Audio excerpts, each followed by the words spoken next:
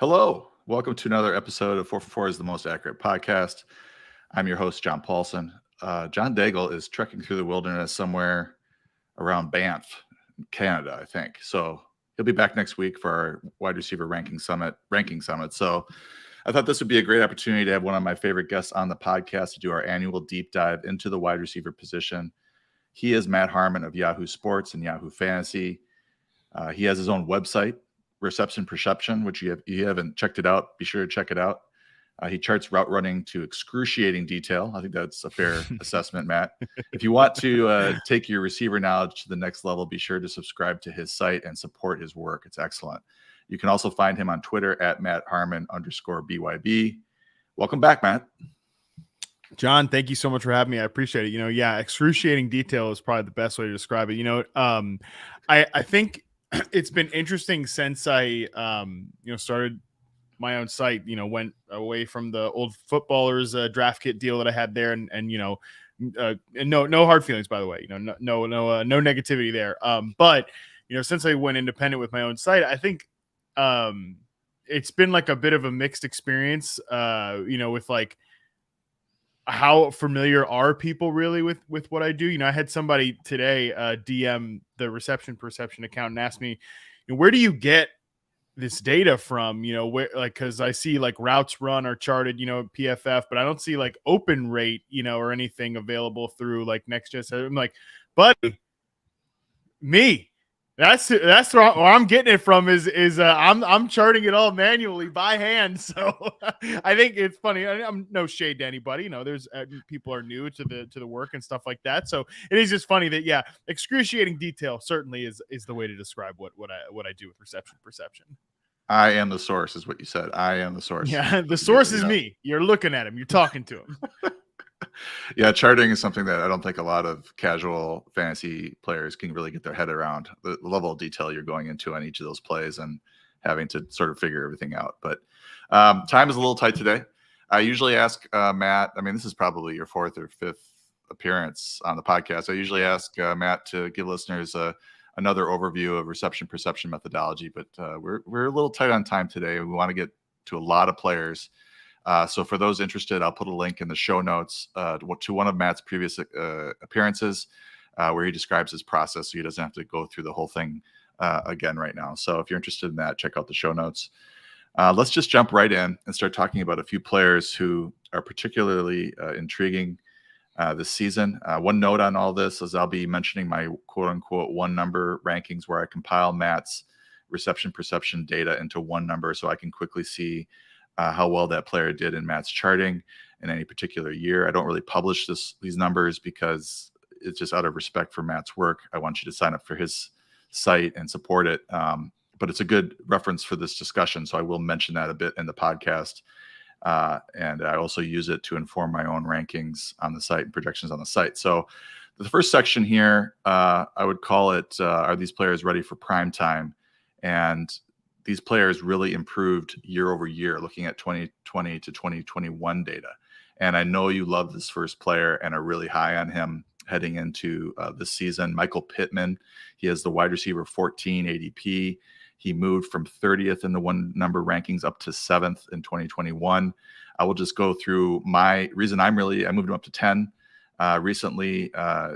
Just looking at the volume of this Colts offense, 30.6 pass attempts last year. But they averaged 34.5 with Phillip Rivers at quarterback in 2020, 40.3 with Andrew Luck in 2018. Matt Ryan has averaged 32.9 pass attempts, 39.1 and 41.1 pass attempts in his past 3 seasons. So if they do even open up the passing game even a little bit, it's really going to help Michael Pittman. And I believe you think that he's ready for prime time. Yes, absolutely. And by the way, to give some credit to your one number rankings, I believe this year it's Cooper Kupp number 1, Devontae Adams number 2. So good. I like to see if metrics pass the sniff test, and that's a good sniff test right there. Those are 2 best receivers in the one number reception perception rankings. Michael Pittman. I'm so high on this player. You mentioned it last year. Like, there were some good signals in his reception perception profile, and I was very bullish on him last year. He cleared that like 70% success rate versus man coverage number that we want to see from like our outside perimeter receivers. But there were still some holes in the profile. He was injured obviously last year or his rookie season. Didn't play like a complete year. He got off track early, especially with the injury too. It didn't really get integrated in the offense until later in the year.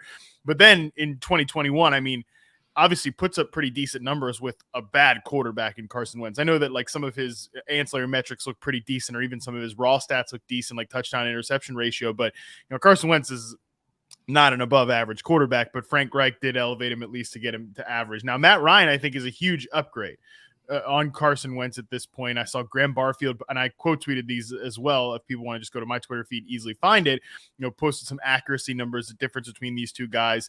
I think it's a huge upgrade. And Michael Pittman, as a pure individual talent, I think is still underrated by folks out there, because I think he really is ready, not just for prime time. I think he's ready to ascend to like alpha wide receiver status, like a potential, not just top 10 fantasy receiver, but I could see him being considered widely as like a top 10 receiver in like that AJ Brown conversation by the end of this coming year, because he's just that good, man. I mean, 96th percentile success rate versus press coverage. Like I said, I expected good things last year. He exceeded even my expectations. And I think there are a couple of different players I compare him to in his reception perception profile. One, I sort of think coming into the NFL, I thought he was very like Allen Robinson-ish, like, the old Allen Robinson days when he was like a big-time vertical threat down the field. I think he still has a lot of that. Like, he's great on 50-50 balls, one of the best contested catch rates from last year. I think he can win in that style, but I also think like the way he moves so fluidly and gets separation on routes like the slant, the dig, the curl is very Keenan Allen-esque. Like, I think how Allen, especially not the last couple of years, but more so, the Phillip Rivers days, would just thump defenses on those short in-breaking routes, the intermediate routes. I think that Michael Pittman has a lot of that in his game too. So really, I think he's just a complete player. Don't think he has really like a glaring flaw in his game. And he just got like a pretty decent quarterback upgrade. I think he just checks so many boxes for, I wouldn't call him like a breakout candidate, but yeah, sort of ready for prime time. It's a great way to describe it. He's ready to take that next step into true number one wide receiver territory. Yeah, and part of the purpose of this pod, and I think if you go back and listen to the previous episodes, we talk about a lot of players, but we also are highlighting breakout players that are coming from not nowhere, but maybe 5, 6, 7, 800 yards. This is a player, and this is an interesting exercise to partake in, because he's going in the third round. And if you can find a guy in the third round that's going to end up as a wide receiver 1, then you don't have to use your first or second round pick on the receiver position. You can grab a couple of running backs that are going to see 20, 25 touches a game, and then use your third round pick on a Michael Pittman, and you're going to end up with somebody that might crack the top 10 and kind of offset, the Jamar Chases, the Justin Jeffersons of the world that the zero RB folks like to draft in the first round. So that's what we're looking for, is value. And in this case, it's value. Maybe later it's breakout. Another player who I think you're pretty high on, and I'm certainly bullish on him as well, CeeDee Lamb. He's the wide receiver 6, so people are already on him because of the Amari Cooper leaving. But he really improved his route running too, it appears. 22nd last year, 8th this year in the one number rankings. Love to see this out of Pittman and Lamb, these young players making that sort of leap in their second season in your route running charting. It's just great to see. He saw 111, 120 targets in his first 2 seasons. He's one of 32 receivers in the Super Bowl era to gain at least 2,000 combined receiving yards in his first 2 seasons. And I think it's, his upside, the ceiling is just crazy because of the fact that Cooper left, 104 targets, and Cedric Wilson left as well, 61 targets. So Dak Prescott's a pretty good quarterback. This offense is probably going to throw the ball a little bit more if that defense regresses at all. Talk about Lamb a little bit. Yeah, I think that really there's not a lot of holes to poke in CeeDee Lamb's like profile this year. You mentioned it, like he's tethered to a good quarterback. Like if you think Dak Prescott's like a bad quarterback, or you're not even really living in reality, right? Like he's a good quarterback. That's check one box. Like he's going to have a dominant target share in this offense. And Dallas plays pretty fast. They play with the pretty decent pace. Like historically the last few years, like they could be a very pass-heavy offense this year, and I don't think anybody would blink an eye. And really the last question is just how good is CeeDee Lamb? CeeDee Lamb is really, really, really good. And I think that, people discount the fact that he's played in his first 2 years with a lot of really good players around him. You know, Amari Cooper, I think, is a little overrated. I don't think he's a number one receiver, but he's a guy that is going to earn like 100 plus targets every single year, take it to the bank, like at a bare minimum. You know, Michael Gallup is still a really, I think, underrated player who's a good X receiver who brings a lot of value to that offense, and they're going to miss him while he's gone. Then you look at CeeDee Lamb as an individual talent. So, like, I don't really care about his production over the first couple of years, like that it hasn't reached like his dynasty asking price or whatever. Because when you just isolate him as an individual player, like these receivers that clear 75% success rate versus man coverage, check for CeeDee Lamb last year, and 80% success rate versus zone, like these are some of the best receivers in the league. Like guys that do that on a consistent basis, and obviously we have like a sample of just a couple of years here with CeeDee Lamb, they don't fail. Like they go on to become great receivers in the NFL. And I think that's what we're looking at with CeeDee Lamb last year. Like he took that next step that we want to see, 91st percentile success rate versus man, 82nd percentile against press. Like I think he can win in all areas, all levels of the field. Really the thing to me, John, is like, I just want to see Dallas kind of settle on a role for him. They've kind of like moved him between outside and slot based on like who other guys are like who's playing or whatever. Enough with that already. Like I think he just needs to go into Amari Cooper's vacated flanker position, and I think he'll be a huge upgrade there. And I think he can, you know, move around a little bit pre-snap and use him inside sometimes. That's great. But I think they just kind of need to settle on a plan with him, and I think that like they will. Would you be, John, would you be shocked at all if CeeDee Lamb leads the NFL in targets this year? I know it's like he's not a favorite, you know, to do based on the odds, but I wouldn't be surprised if he did. I believe that we interacted on Twitter regarding that. There was some odds out for league in receiving yards, and I thought, I mean, CeeDee Lamb was down the list, and good. Like you could get pretty good odds on that, and I believe you chimed in as well, saying that looked like, you know, pretty good. I mean, like you don't want to go with the chalk in that situation, and you're looking for a guy who has some of the you know, the environmental situations that really point to a big yardage season. Plus, he's got the talent. So, yeah, I wouldn't be surprised at all if he ended up leading the league. And that's what we're looking for here, is of guys that have gone maybe 1,000, 1,100, and are maybe ready to make that leap to 1,500, 1,600 yards receiving or more. But unfortunately, he's going in the early second round, so it's a little bit tougher to get him. Maybe in the middle of the second round, you might be able to get him at value. Another player I wanted to mention who improved, he went from 40th to 28th in your one number rankings, or my one number rankings for reception perception. Darnell Mooney. He's the wide receiver 28. He had 140 targets last year, and that was with Allen Robinson on the team. I don't know what his ceiling is for targets in this offense, given the fact that they let Robinson walk. They replaced him with a 25-year-old rookie, Byron Pringle. They just traded for N'Keal Harry. I just feel like his volume is maybe the safest of a lot of these guys going, you know, in the middle rounds. I mean, it's really, Mooney has got some upside too. What do you think of him as a route runner? Does he have that upside to go 12, 13, 1,400 yards and have maybe, you know, 6 touchdowns on top of it? Yeah, I don't think that Darnell Mooney is like your traditional number one receiver. Like I think in an ideal situation, he'd probably be a really, you know, a nice 2 or an awesome number 3. Probably, I think he's like a number 2 receiver in an ideal situation. That's probably what you would want. But I think he's a good player, right? Like I think he shows the ability to win down the field. I think he shows the ability to win on like short crossing routes and stuff like that. You know, some intermediate stuff too, like digs, curls. I think the thing with him, and you see this, like if you go to the website and you look at Allen Robinson's route percentage chart and Darnell Mooney's route percentage chart, it's just like so many slants, so many curls, these little flat routes. And this is for 2 guys like Darnell Mooney. Obviously he's got speed, he's got juice to win downfield. Allen Robinson's been like a vertical ball winner throughout his career. Even if he wasn't playing his best ball last year, like you'd still in an ideal world, like want to use a guy like Justin Fields, who's a big game hunter, who reads it deep, like wants to throw vertically, but the Bears offense just totally broken last year. Now this year, I think Darnell Mooney's like ability to win downfield on these like play action heavy attempts, like if they bring over some of that like Packers philosophy with Luke Getsy as the offensive coordinator, I think it's a really nice fit for a player like Darnell Mooney. Like I think it's tough when you like when you're on the clock and, there are guys that I like the talent more than Darnell Mooney, but I mean, the volume projection is just so awesome for Mooney. So I don't really fault anyone for taking him at ADP. And I think he's got I think he's got ability. Like, he's not just a guy that, like, he stinks and we're penciling in a ton of targets for him. I don't know that he has I don't think he has like number one wide receiver upside necessarily, but I think he could be used like a number one wide receiver this year.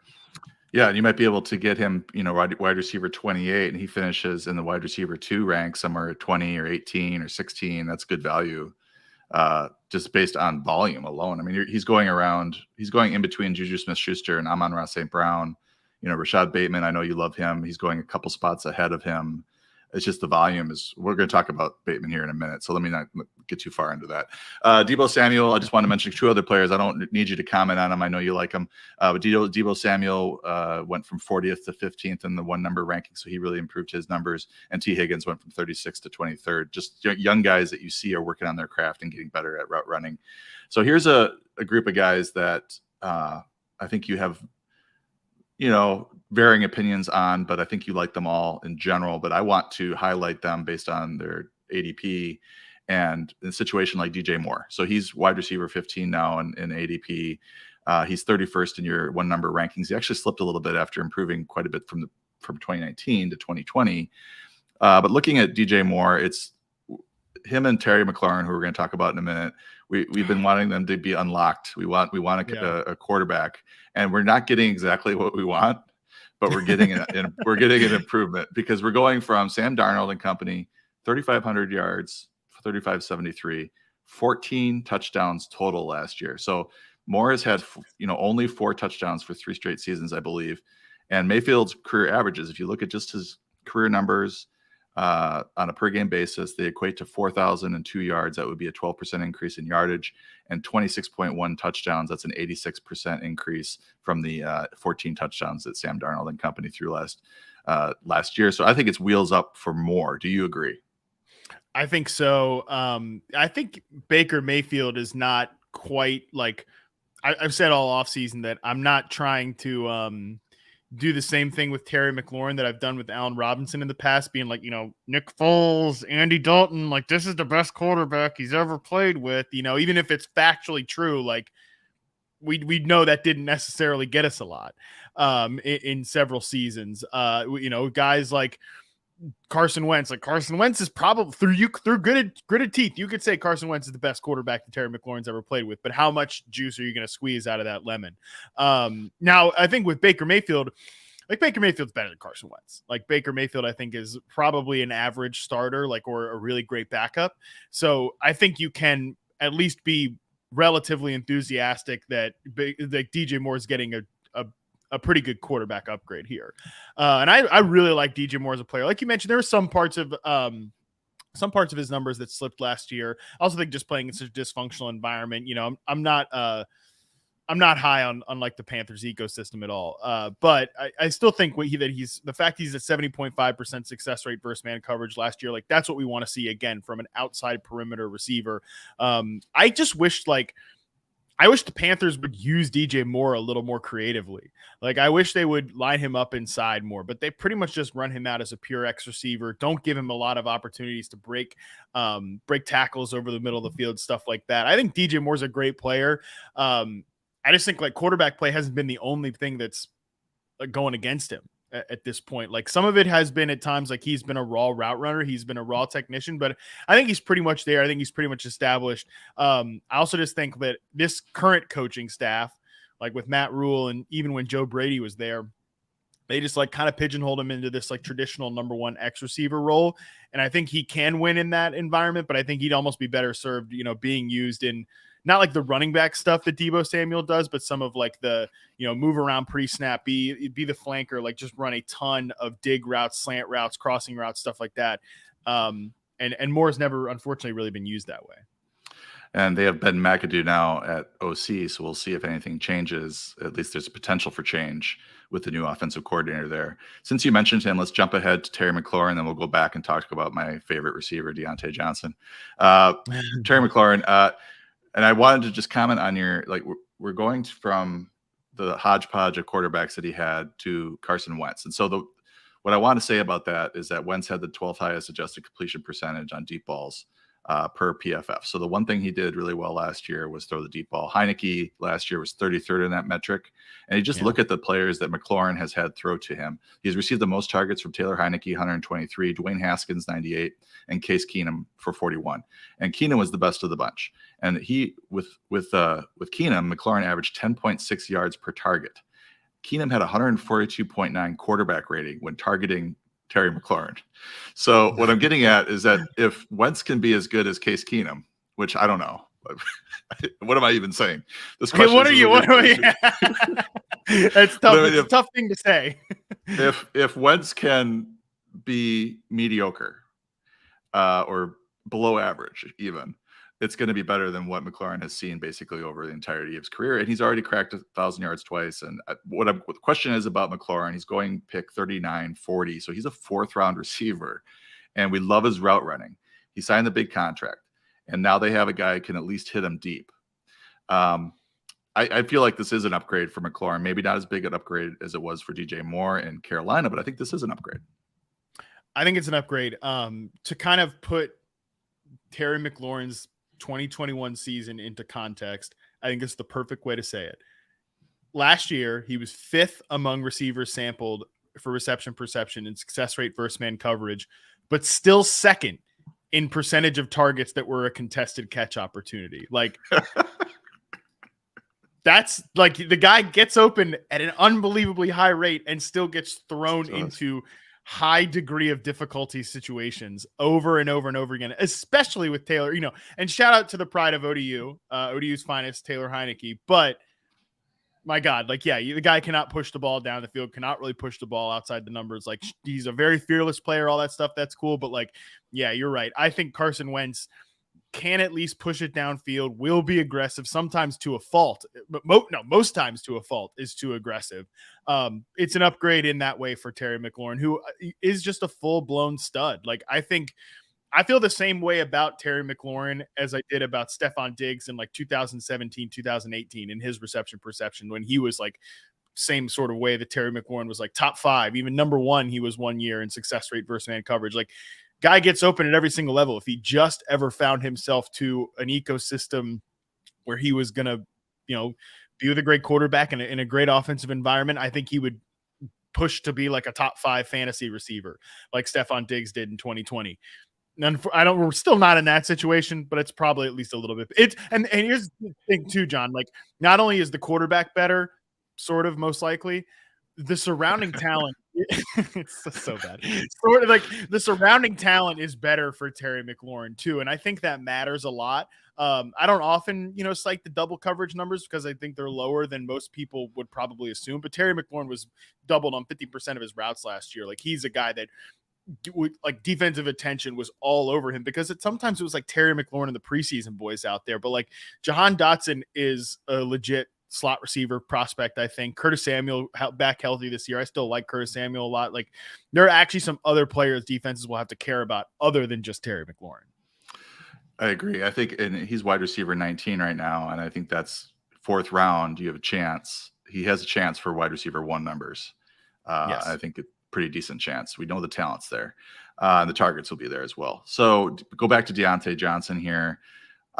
This is a weird situation for me to see this because I thought he was going to be a perennial top 10, top 12 ADP guy after the number, his last season was wide receiver 8. The year before he was wide receiver 20. So he was ascending, playing with Ben Roethlisberger. I'll just keep my adjectives minimum. It wasn't so this is another player here. We have a quarterback change, and this one I think people are thinking that's going to be for the worse. And I think you do have a lot of pass attempts with Ben Roethlisberger. He's going to check into a lot of pass attempts, which boosts the volume of the passing attack. But what he threw for is not irreplaceable. 3,700 yards, 22 touchdowns. He had a 6.2 yards per attempt. And then if you look at his fantasy points per pass attempt, is one that he offered to his receivers, it was 1.22 per pass attempt over the last 3 years on average.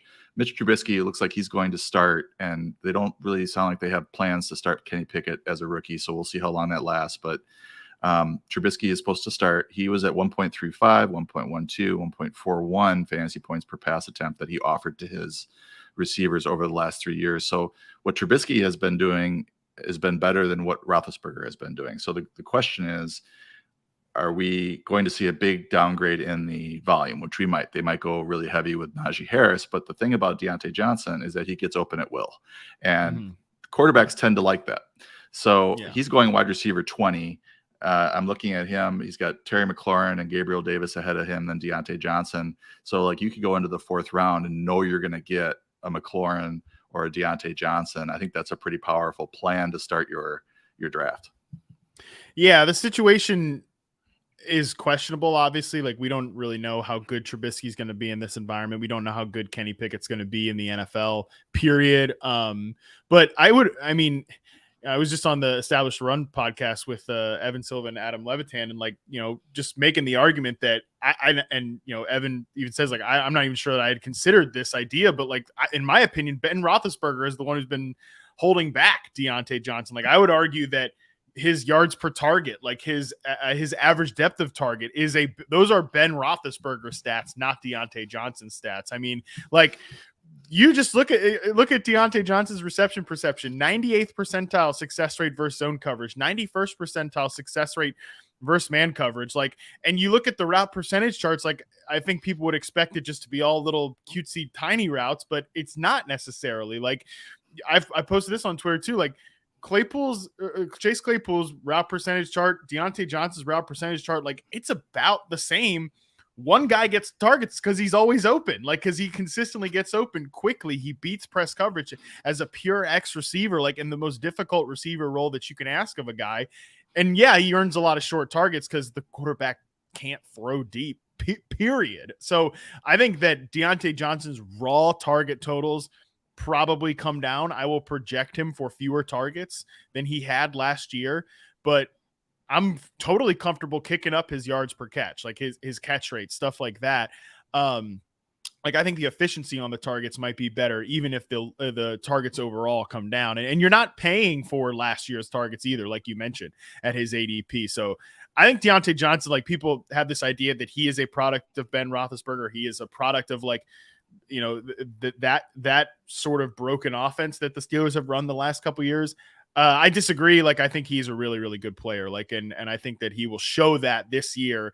And I think the Steelers kind of want to see him show it this year too, which is why they haven't given him that monster extension either. Yeah, usually when we have Matt on, I go through the list of players that broke out after he charted him highly in reception perception as the reason I'm so behind his work. Tyreek Hill was going in the 5th round, but you recognize, this is way back when, you recognize that he was a lot better route runner than people thought. It wasn't just a speed guy. Tyler Lockett, it took a few years for his breakout to happen, but it happened, and it happened in a big way. And then last year, Diontae Johnson was number 1 in the one ranking ranks and one number rankings, and he ended up, he was going later than wide receiver 8. He finished wide receiver 8. So he predicts these breakouts before they happen. If you could find people that are good route runners that are going to see an increase in volume, you have your breakouts in your draft, and it's fantastic. So that's one of the many reasons I follow Matt's work. Allen Robinson is the other player getting a quarterback change, and this one is significant. Yes. And this one really moves the needle. We don't have to be sort of, kind of, it's definitely a big upgrade. We don't have to tell ourselves a story about this one. The ecosystem with the Rams is so much better than the Bears. Justin Fields may turn into a really good quarterback, but the way things were going last year, not great for Allen Robinson. He's going to take over the Robert Woods, Odell Beckham role for the Rams. Woods was the wide receiver 12 through week 9. People forget this, when he tore his ACL. So he was posting low end wide receiver 1 numbers, just was overshadowed by Cooper Kupp. Cooper Kupp obviously had one of the greatest seasons in all time for a receiver. Beckham took over in week 12 after the trade and was the wide receiver 21 down the stretch fantasy wise. So when their numbers are averaged and prorated, it equates to 195 fantasy points, which is about what Michael Pittman scored last year as the wide receiver 15. And Robinson is going, where is he going? Wide receiver 23. So I think he's a good value. So the question, I think, for fantasy owners out there, fantasy managers, is Robinson still the same player, or at least 95% of the player that he was 2 or 3 years ago when he was really excelling in your charting.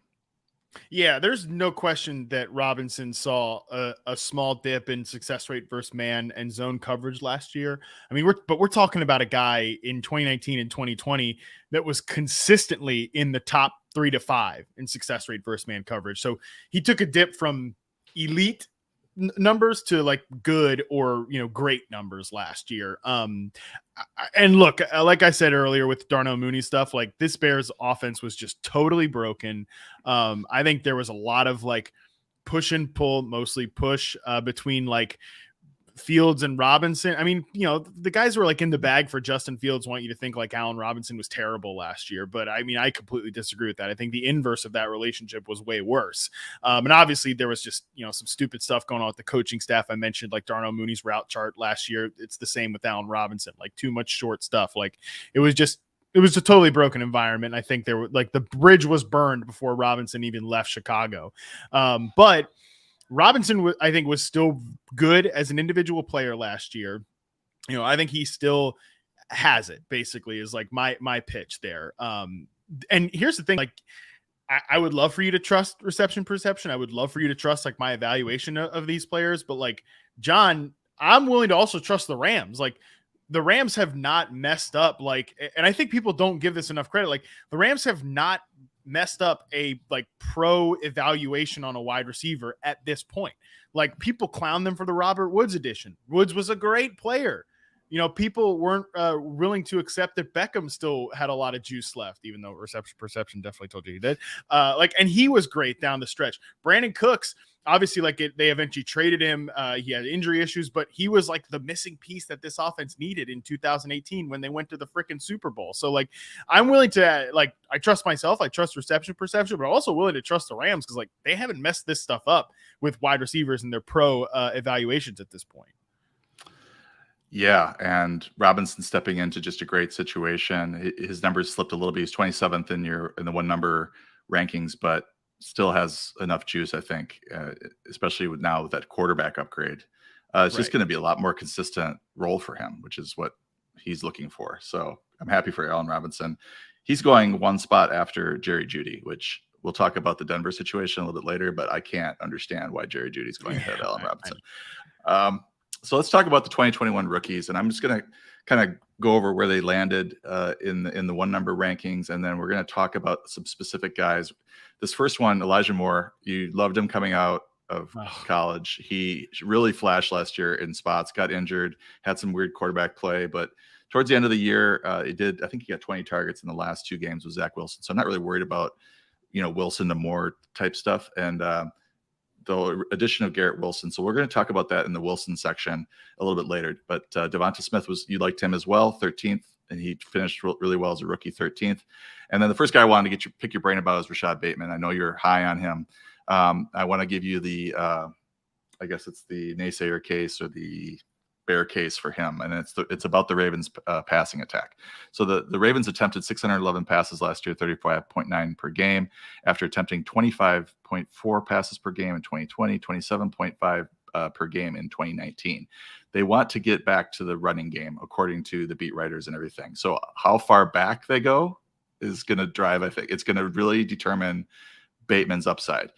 Because if you look at their top 2 targets each year, it was Marquise Brown and Mark Andrews. They combined to average 11.6 targets per game in 2019, only 12.5 targets per game in 2020, and then that jumped to 18.1 last year. So if they go back to 11 to 12 targets for those top 2 guys, then I think we're in trouble. Either Andrews or Bateman is not going to live up to their ADP. If they're in the 15 to 16 range, I think they both can perform.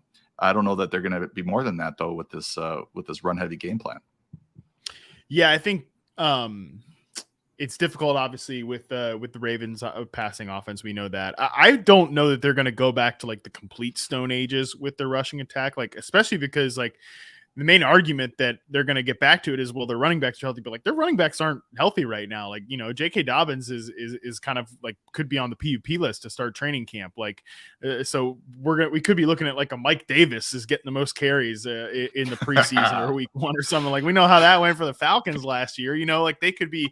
There's a scenario where that is the case. Now, I personally think there's enough, because when you look at the volume that I think Mark Andrews and Rashod Bateman will own there in this offense, like the drop off from those two guys is so extreme. I mean, Devin Duvernay is like a nice special teams player and, pretty interesting, but he's not like a target commander at this point. Neither is Tylan Wallace is an interesting player too. I think doesn't get brought up enough in this equation, but I'm not like there's a pretty, as much as Sammy Watkins has been a disappointment, there's a steep drop off between like Sammy Watkins and those guys. Right. So I think that there's enough volume here that if Bateman and Mark Andrews combined for like 40+% of the team targets, or 45% of the team targets, which I think is totally within the range of outcomes, playing with an efficient quarterback like Lamar Jackson has been an efficient passer when he's been, at his best. And I think this could be one of his best seasons. Like everything is set up really well, I think, for Lamar Jackson this year.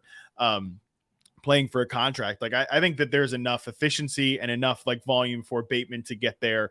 If he was, and I just think he's a great player. I think he is a great player that the Ravens are betting on. Like they've made a huge bet on Rashod Bateman, and I'm with them on that bet. Yeah, you'd like to see if for him to really break out. You'd love to see the touchdowns for Lamar Jackson to get back above 30. I think he had 36 when he broke out. 2019, if I'm remembering correctly. But if you can get 30 pass attempts per game, and they're getting, I was gonna throw out 50% combined, so 25 each or something like that. I think that's even doable. Then they're getting 15 targets apiece, and that's certainly doable for both players to be the fantasy starters. Okay, moving on to Jamar Chase. He was 16th in the one number rankings. And then I want to ask you about Rondale Moore. And this is, I think I figured out why he's popping in the one number rankings. It's because he never saw any man coverage, right? So he was he saw only zone. John, he didn't play wide receiver last year. That's why he I saw that too. I was like, geez, that's aggressive for Rondale Moore. But yeah, I mean, the guy didn't even really play wide receiver last year. So, and then I went to read your write-up, and that's basically what you said. He was playing something, but it wasn't really wide receiver. Yeah. So I guess the question is, he did well against zone, for what it's worth in the charting. Didn't really run anything against man. He was running out of the backfield a lot, which is, unusual. This year, Christian Kirk is gone.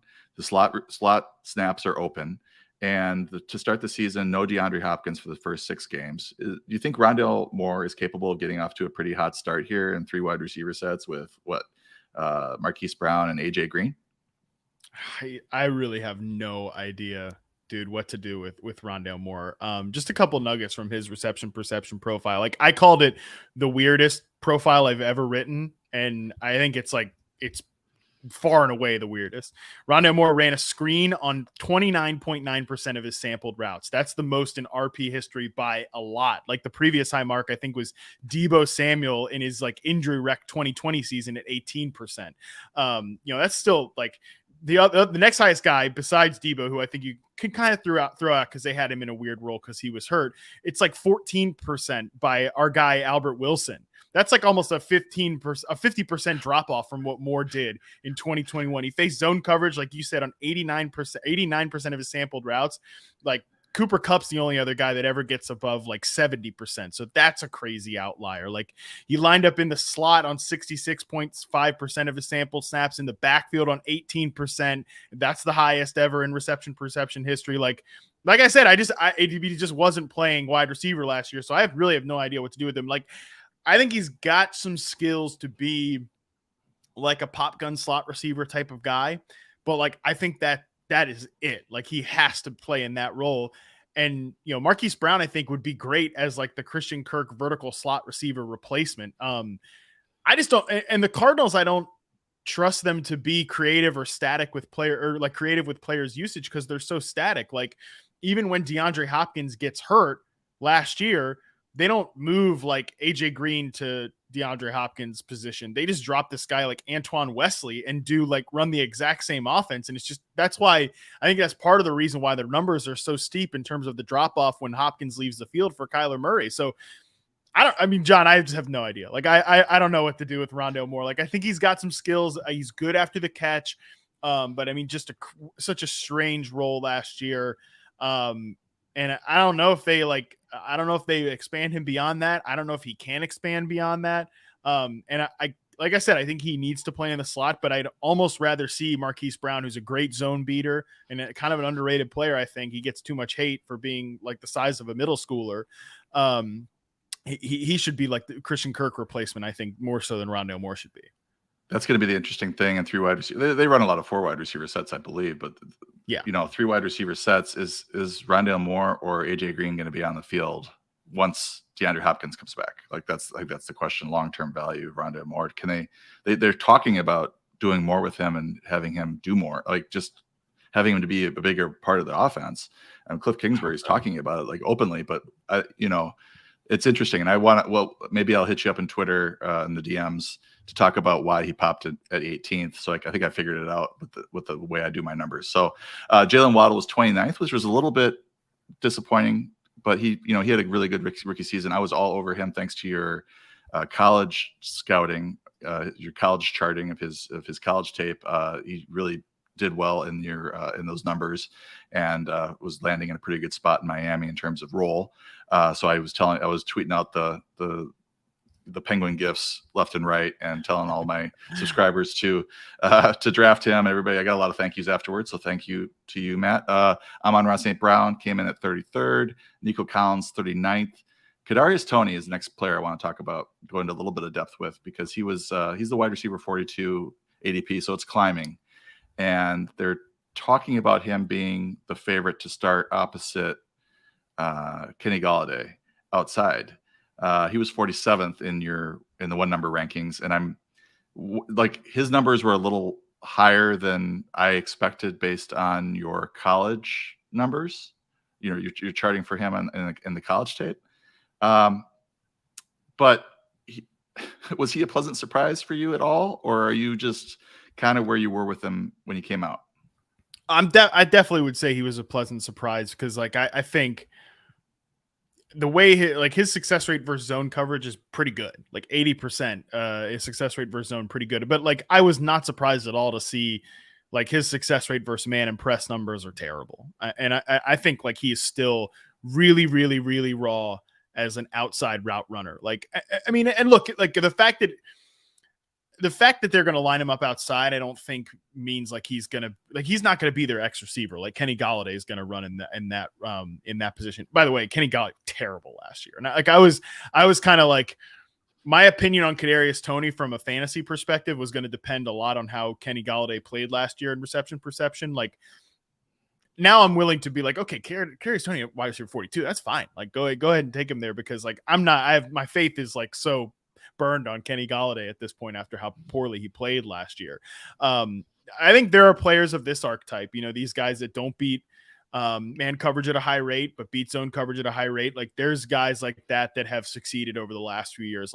Typically you would prefer they line up in the slot a ton. And that's kind of the question with Kadarius Toney is how often is he going to line up inside? But I'm not all. I think the fact that he's going wide receiver 42, I'm comfortable with that, but I don't want to get too aggressive with him, because I think it's still an outstanding question. How good is he? I think he is still extremely raw as a technician. And I'm excited as anybody that Brian Daboll is going to bump the pace and he's going to bring this offense into the damn modern era, right? The jump from, even if Brian Daboll is not a great head coach, just going from the way he's going to play offense to the way Jason Garrett was playing offense is a huge upgrade. But the Giants could still be awful as an offense. They have a lot of names, but I'm not sure how much game they've got. And I think Kadarius Toney at this point does kind of fit into that model. He's a really exciting player in the open field, great after the catch, and a better zone beater than I think expected. But I think there's still questions about how good he can be. Yeah, I think the question we have is, I mean, at least you can tell yourself a story about Brian Daboll creating a role for him where he's going to be able to thrive, and they can get him the ball. Yes, where he does thrive. It is a little alarming that maybe they're wanting to play him outside. I don't know. That scares me a little bit, but it sounds like he's going to play a lot, so that's good if he's on the field. But I mean, Deebo Samuel plays outside, and I think that Deebo's a much, much better player than Kadarius Toney is. He's a better man coverage beater than Kadarius Toney is, but there are still ways to design touches for a guy like this, even if they are playing outside. I don't think he has to play in the slot, but he needs to be in a hyper specific role, I think, still in my opinion. Like he's not ready to go out there and be like even a starting flanker that you just let win, on his own. Like I think he still needs some things designed for him. A couple of advanced stats for Rondale Moore and Toney. Moore was 17th out of 105 eligible receivers in targets per route run. So when he was on the field, they were looking for him. Toney was actually 5th in targets per route run last year and 11th in yards per route run. So pretty efficient when he was on the field, Kadarius Toney. So I want to briefly ask you about Terrace Marshall. 50 finished dead last in the one number rankings, 55th. And I looked at the 9-player rookie sample for 2021 with the coming out of college, your scores for those players, and compared them to the scores as rookies. And the average success rates line up about 0.13 R squared, which is not great. However, when you remove Terrace Marshall, that jumps to 0.65. So it just shows you one miss. I don't know. I'm going to ask you about that right now, but it was a small sample. It's 9 players. So you remove one, with a lot of variance, and it jumps. But 0.65 is pretty impressive. So when you look back at your charting for Marshall, this is a process question. Do you think you missed anything with him, or was his route running did it just fall off as a rookie so badly that it just was a real big surprise for you? I think that, he was awful last year, like you mentioned. It's really, really, really bad. I think when you pick Terrace Marshall's prospect data apart, there are some concerns. Like you mentioned, though, his success rate versus man coverage number is pretty good, 74%. That was 4th best among the guys that were sampled from last year's draft class. Now, his success rate versus zone coverage number was not very good. That was down, I believe, at the 31st percentile. So there was a gap there. Like he was not and then when you look at his route success rate chart, the only routes that are above the average are slant, flat, screen, and 9 route. And they are very high above the average, but then everything else is red. Everything else is bad. And I think that's the thing, and because I was excited about Terrace Marshall coming into the NFL. I was excited about him last year, potentially holding a pretty good role. But I'm worried now at this point, Baker Mayfield favorite, and my longtime favorite too. Rashod Higgins might beat him out to be the slot receiver, in this offense. So I wish I had picked apart because that raw success rate number, that raw success rate versus press and man number looks pretty good. But when you actually kind of pick it apart, he ran slant routes well, he ran flat routes well, and pretty much nothing else very well. I was wondering if you had changed anything or learned anything from that charting. That was a weird deal because he was the one guy that stood out from that class that really fell off. Yeah, in terms of the one he is the one. I think the biggest surprise from last year among rookies was how bad Terrace Marshall played. I was very he's like Jalen Reagor-esque in reception perception, and that's not what you want to hear. That's not good. All right. So we have to talk about Gabriel Davis because that has taken over Twitter sphere. Yeah. People that are on him, people that are off of him. And I just want to talk about him a little bit. And I'm really interested to hear your take on him. He finished 43rd in the 55 player sample in terms of one number rankings. He was 50 of 54th last year. So it was a slight improvement. His contested catch rate's great, 83.3%, tied for 5th highest in the sample. And we've talked about this in the past where if you can't get open consistently, you better be able to catch those contested balls, and he is able to do that. We've seen players like him produce before: Mike Williams, Devontae Parker, Corey Davis. Going back even further, Des Bryant, Jordy Nelson, Marvin Jones, Alshon Jeffrey, Kenny Galladay. And if you really want to be generous to the route running, maybe AJ Green or Mike Evans. I think that's being too generous, though. Anyway, the question is, his ADP is wide receiver 20. I think that's kind of out of control. I don't think that it's going to be wide receiver 20 in your home draft with your league mates and stuff because for the average draft, because right now it's just a lot of hardcore people drafting. We're all getting fired up about the same splits, and they're just deciding to pull the trigger. Maybe they're trying to do a Josh Allen stack, and they're pulling the trigger early on some of these guys. I think he's going to end up landing in the 25 to 30 range, and I think it's more palatable. But here's my pitch, and then you tell me what you think of him. 14 career games where he played 70% of the snaps. So he's been a limited snap guy, but in 14 games where he's played 70% or more, which I consider sort of starter numbers, including the postseason, he's averaged 2.6 catches on 6.2 targets for 58 yards and 0.79 touchdowns. Now, those touchdowns are very, very, very important. That's where he's driving most of his fantasy value. It's a 61 catch, 991 yard, 13.4 touchdown pace. His yards per route run last year, including the postseason, was 2.03. It was 13th amongst receivers. And when the playoffs are included, he saw the 12th most red zone targets, 34 in the league over the last 2 seasons. So this is a part-time player that has seen the 12th most red zone targets, and that's why those touchdowns are so high. So Josh Allen does love to throw to him in the red zone. We saw it against Kansas City, obviously, with the 4 touchdowns. But to me, we talked about trusting the Rams in their analysis. I think you have to trust the Bills. I don't know that they have the same track record, but the team is promoting him from wide receiver 4 to wide receiver 2 on their own team in 1 year. They got rid of Coles Beasley. They got rid of Emmanuel Sanders. And now Davis is going to be starting opposite Stephon Diggs. He's attached to the best quarterback and fantasy quarterback in the league. The passing game is amazing. The Bills obviously believe in him. Do you want to tell me why I'm wrong or tell me why I'm right? Listen, I do not want to be out here. There's so much going in Gabe Davis's favor. It's going to be really hard for him to fail in this situation. Yeah. And I don't think he's so bad that he's like, there are people that because I have, the columns on TweetDeck when people mention reception perception or, this stuff I don't think he's so bad that that he can fail in this role, basically. He's a 30, like you mentioned, took some good steps between year 1 and year 2. That was good to see. You want to see that. He's like a 33rd percentile success rate versus man coverage player, 36th percentile success rate versus press. That's not great, but it's not oh my God, they're about to put Terrace Marshall as the number 2, or Jalen Reagor, or Devin Funchess, or Marquise Lee, some of these really bad players in reception perception over the years. They're not about to put that guy in there. I think you brought up the name Devontae Parker. That's a really good player comparison, I think, for Gabe Davis. Not a natural separator, not the stone worst separator in the NFL, like some of those guys I just mentioned earlier, but a guy who can win contested catches, who can rip it deep.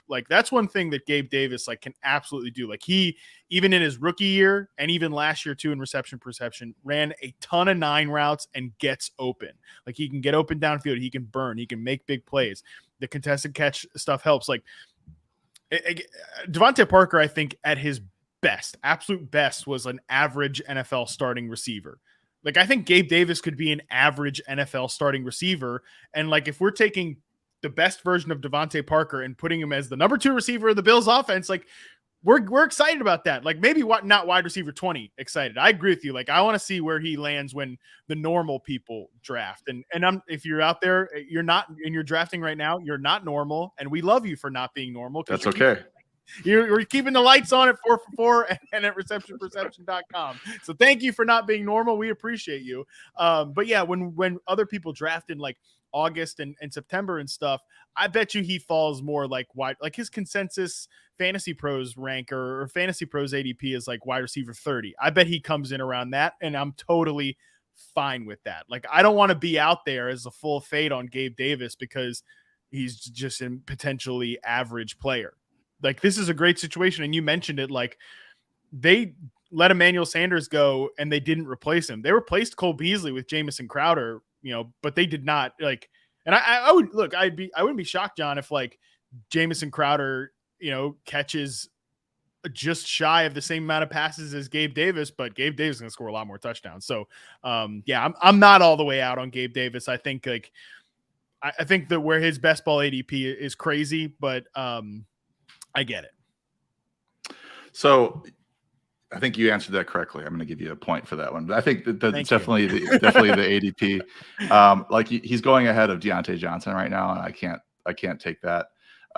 But as you mentioned, later on in the summer, let's see where he lands. And I'll be really interested to see his ESPN ADP and his Yahoo ADP and where he's landing with the norms, as you mentioned. So let's talk about the rookies, because you did study these guys, and we're looking for breakout players. These are guys that could come into the league straight away and produce. And I think the guy that has the most favorable role stepping in terms of his floor for targets is Drake London. Playing in Atlanta, they lost Calvin Ridley, Russell Gage. It's just him and Kyle Pitts, basically. I feel like his floor is 120 targets, and that might be conservative. Is he good enough? And I think he did pretty well in your charting, but is he good enough to take advantage of that and maybe post a wide receiver 2 type season? Yeah, I really like Drake London. I'm a big fan. I think the arguments that he couldn't separate were kind of nuts to me. Like, he was number 4 at success rate versus zone coverage, pretty solid success rate versus man as well. I think he's gonna really run in a high percentage role there in Atlanta. I can't wait to see what they do with like Kyle Pitts and Drake London, because like Kyle Pitts played a bunch of X receiver last year. Like, there's a chance like he takes more outside snaps than Drake London does, and that's really exciting potentially. Like, I'm not trying to get too excited about this Falcons offense, because it's going to be run by like Marcus Mariota and potentially a 3rd round rookie and Desmond Ridder. But the target projection is really nice for Drake London, and I'll be willing to draft him at reasonable spots just because I think good player and obviously great opportunity. Yeah, he's going wide receiver 37 right now. And I just, I never thought I'd say this, but imagine if Matt Ryan was a quarterback there, like how high would be? Oh, dude, yeah, we'd be sky high on like Drake London. But yeah, I think he runs the type of routes. Like, you look at his route tree, it's really like slants, curls, like flat routes, stuff like that. Like, he runs a lot of high percentage routes for a big guy. He's just so fluid. But he can make plays down the field as well. Can get open on 9 routes and win contested catches. Yeah, I like it. Given where he's going, I think I like him at value. Chris Olave was a player that I was really hoping the Packers would go and get. Especially after reading your write-up on him. You called him. Should have known better. You should have known better than to get your hopes up. Well, everybody's reading perception in the NFL, so this is why. The best route runner and separator in the class, he called him, and he said it's not even really close. Olave is interesting for a couple of reasons, but one is, he's got Jameis Winston, which we've seen him support good fantasy receivers in the past. I think he still has it. He's playing in the dome. I want to see that 4.39 speed in the dome. And we don't know about Michael Thomas. So if anybody's fading Michael Thomas, they should be all over Olave, don't you think? I mean, Jarvis Landry, we know he's going to, that kind of threw me for a little bit, because he's going to see the 67 targets. He just does. He soaks them up. Yeah. But he's not your traditional wide receiver 1. It's going to come in and totally change how the targets are distributed in an offense. I think Olave has a lot of upside, but it sort of depends on what sort of Michael Thomas we get. Yes, I agree with you. But I think he's got a pretty decent floor, even if Michael Thomas, I just don't think that Michael Thomas is going to come in there and own the same target share in the offense that he did with Drew Brees. And I'm a Michael Thomas believer. But it's been like 2 years since we've seen the guy play. So, there's a lot has changed in the Saints since he was last playing at his peak ability. I don't think Michael Thomas is slant boy or anything like that. I think he was a legit awesome number 1 receiver, but it's just been a long time. I think that even if Michael Thomas plays, I think Chris Olave has a pretty good floor, and I think he's got a really great ceiling if Michael Thomas misses time, like you mentioned. Chris Olave is ready to play in the NFL. He was number 1 in success rate versus man, number 1 against press, and number 5 against zone coverage among the guys sampled last year.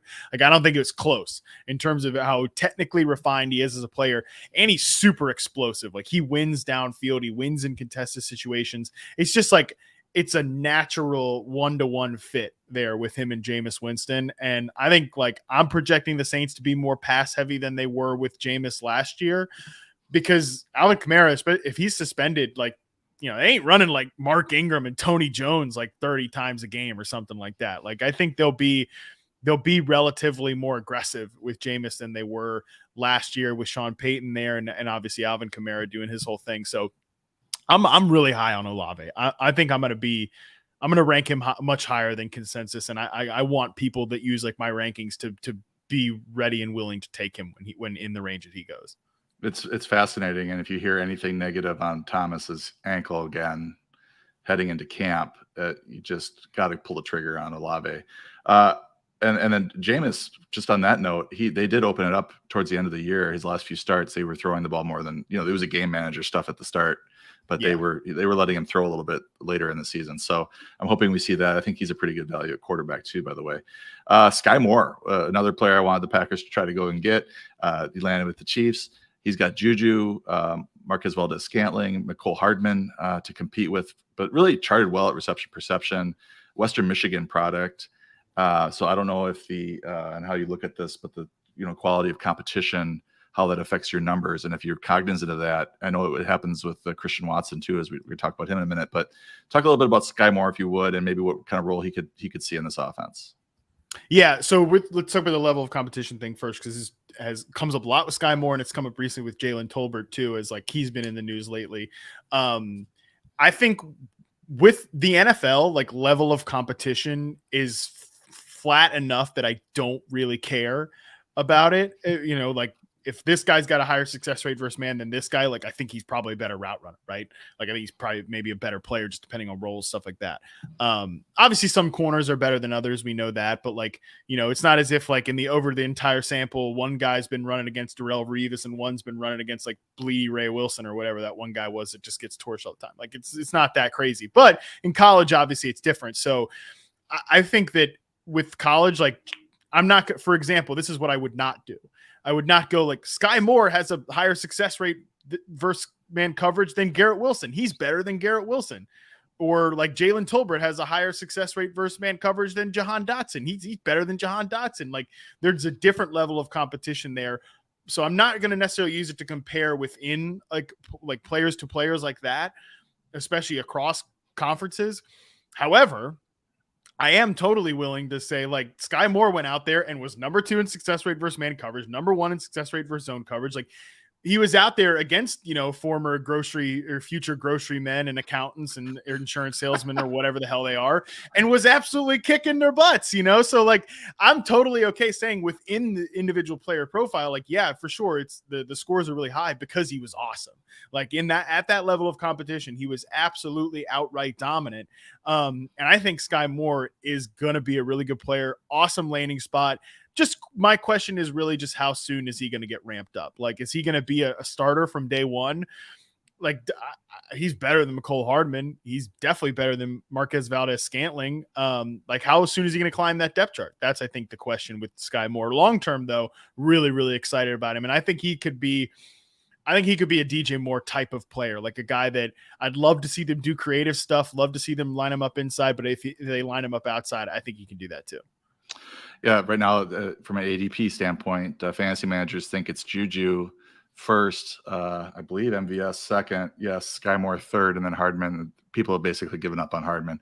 But we had a beat writer on that on the podcast that said that, I forget the name, but he said that Hardman was going to be the number 1 receiver, which I thought was interesting. Garrett Wilson, I promised we'd talk about him. Elijah Moore. So the thing I'm struggling with here with the Jets is, how does Garrett Wilson, very good route runner in terms of your charting, like maybe second to his teammate, perhaps third.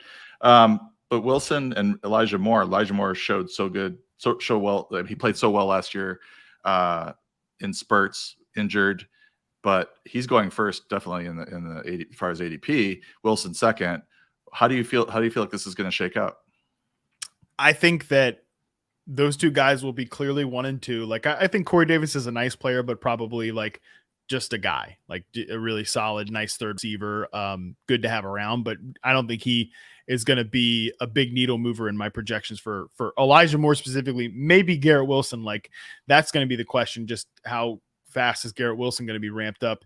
I think I'm going to be heavy on Elijah Moore this year and just kind of hold my nose with the whole Zach Wilson thing. Like if Zach Wilson's good, I think Elijah Moore is going to be good this year because I think he's going to be the best receiver on the roster this season. I'll project him to lead the team in catches, yards, etc. And I just love the talent, man. He's so good. Elijah Moore is so good. If Zach Wilson's good, I think Elijah Moore will be good. But if Zach Wilson, even if he's like passable, I think one of these guys, Garrett Wilson or Elijah Moore, is going to beat their ADP. I think I'll probably be heavy on Elijah Moore to be the one to do that. The question is, like, if he stinks, man, if Zach Wilson's bad again, this could go south in a hurry. Because not only could he tank Elijah Moore? Like, there's a lot of good players on this offense. Like, they invested in tight end. They invested in the receiver room with Garrett Wilson. Like, they brought back Braxton Berrios, who's like best buddies with Zach Wilson. They like wear T-shirts with each other's names. They obviously drafted another running back too. Like, there's a lot of touches to dole out in this offense. It's a tough unit to project if Zach Wilson truly is bad. Yeah, and that offensive line's better. So everything's in place for Zach Wilson. So if he can produce, then we might see multiple fantasy players out of this offense. And I think Berrios, you mentioned him, he's going to be the thorn in the side of these guys throughout the season. He's the guy that gets on the field and like gets six or seven targets, and everybody's wondering why he's out targeting Elijah Moore or somebody. So we shall see. I'm going to jump ahead. Christian Watson, you just think he's a direct replacement for MVS as a rookie? Is he that? First of all, and then is there more available as a rookie possibly? Tough evaluation. I wrote him up in the rookie roundup, which basically was the guys that I wasn't able to get film to get a full sample on, stuff like that. But certainly a guy that has some potential to be a burner. I do think he's a good replacement for MVS this year. And then what comes beyond that, I really honestly, I'm not that optimistic. But I do think that he can be a burner for sure this year. What's going to happen in this Green Bay receiver core? You tell me. Yeah, we're looking at. I think this might be a year where everybody's under 800 yards receiving, but there's totally see that four of them in the 500 to 800 yard range. Sammy Watkins does well and he gets hurt. Randall Cobb does well for a while and he gets hurt. And then maybe Watson 600 or 700 yards if he's lucky. It's a good year, I think. And Tanyan, Aaron Jones. I think Aaron Jones is and Aaron Rodgers are the two that you really want. I mean, AJ Dillon too, I think. But I think that right now I'm just waiting for some good news out of camp for these guys to kind of figure out what the pecking order is, because it's really up in the air. So that's waiting for Aaron Rodgers to just acknowledge Christian Watson, say his name, when he gets asked about the receivers, he gets asked about the receivers, he goes through everybody on the roster, and finally gets to Christian Watson. So once he says his name, all right, let's talk about Denver. We've got a few minutes left to wrap this up, but let's talk about the Denver Conundrum. Cortland Sutton, he's wide receiver 17 right now. He had 776 yards receiving last year on 98 targets. He was 48th in the one number ranking. So he's not like your traditional great route runner, but he can win down, contested catches, and he's good. He's like the archetype we were talking about. Maybe not a technician, but can still be effective. Jerry Jeudy, wide receiver 22. He was 26th in the one number rankings. My issue with him, and I'll let you talk about these two and maybe Tim Patrick, but Jerry Jeudy's snap percentages just aren't there. 65% last year. It's a new regime, so they may change everything around and force Jeudy onto the field, but I don't know I don't like these ADPs for any of these guys. I'm with you. Don't like the ADPs for any of them. And I go back and forth on what to do about this situation, honestly. Cortland Sutton, by the way, I will say this about his season last year. In 2019, 68.5% success rate versus man coverage, 69.1% versus press. Those are pretty good numbers. Huge fall off last year. Like you mentioned, 60% success rate versus man, not what you want to see. But I have noticed, and I'm going to put an article on the site about this, so if people can subscribe and look forward to this, is we've noticed over the history of reception perception that guys that come off their first year coming off an ACL typically see a decrease in their success rate versus man numbers. Allen Robinson's an example. It took a while for him to get back to peak form after an ACL tear. There's a couple of other examples in there. So stay tuned for that. I think that and the fact that Jerry Jeudy played with a high ankle sprain last year, I'm willing to kind of throw their 2021 results in the trash. But neither one of these guys was that good in reception perception last year. Neither one of these guys played that well on an individual basis when you isolate them from their quarterback play, which we all know their quarterback play stunk. So I think it's kind of a toss-up between these two guys. I'm with you, though, that I think the key is figuring out how often is Jerry Jeudy going to be on the field, because Jerry Jeudy's rookie season was really good. Not really good, but pretty promising in reception perception, and did see some increase on his vertical route success rate, his zone route success rate last year. I'm not all out on Jerry Jeudy, basically. I'm not all in, but I'm not all out. What I want them to do is to play Cortland Sutton at X receiver, Jerry Jeudy at flanker, and make Tim Patrick their big slot. Because I think Tim Patrick's probably just a guy, but I think he profiles really well in this offense. That wants that power slot element, an extra juice as a blocker, kind of like an Alan Lazard type of player. I think Tim Patrick would profile really well with that. But like the old regime pigeonholed Jerry Jeudy as like a slot receiver because he's small, and they were, dumb. So that's kind of what I want to see. But I'm with you that I don't at those prices, at those ADPs, I'm not interested in drafting either. All right, last question. We have to wrap it up. But I had to ask you about this. I think actually, by the way, Tim Patrick I do like his ADP. That's the one player of the trio that I like because he's going so late. I have to talk to you about this. So real briefly, 1 minute, Tyler Lockett, he's going wide receiver 47. Please respond. You got it. I mean, he's too good. You have to draft him. Like you have to draft him. You have to draft him there. I don't care who the quarterback is. He's too good. He's finished wide receiver 13, wide receiver 13, wide receiver 18. He's the 47th player off the board. He was awesome in RP last year. Still, he's best deep ball tracker in the NFL, and he's gonna need it with Drew Lock throwing deep balls. Yes, there, so. or Geno Smith. I think Geno Smith actually ahead in that deal. So target Tyler Lockett, pick 98 in best ball. Thank you so much, Matt, for your time. We got to go. Sal's got another thing he's got to produce. So I appreciate you being here. Make sure you look for Matt at Reception Perception. You can find him on Twitter at Matt Harmon _BYB. And see you next time on the Most Accurate Podcast.